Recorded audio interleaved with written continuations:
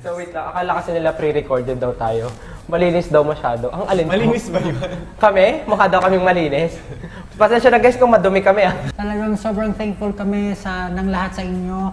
Salamat sa pagsuporta sa SB19 and syempre alam ko rin na susuportan niyo ang 1Z at ang mga endeavors namin, Lord. Ay, Lord. Sorry po.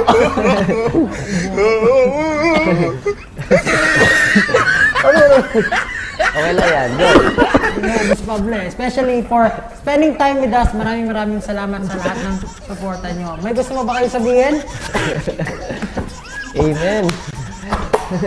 Ayun. So, ayun. Salamat po talaga. Alam nyo, Kinakabahan lang ako dun sa follow all social media platforms kasi tumataas na yung Instagram natin. Oo. Mag-umabot ng... ng 1 million, di ba?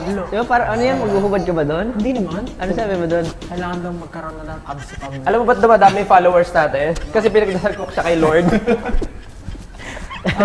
Sa 18 of course,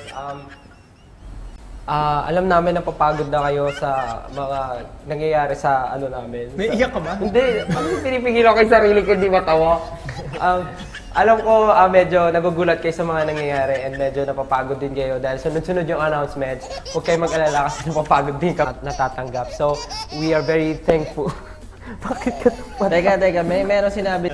18, thank you so much and sana magkita-kita po tayo sa...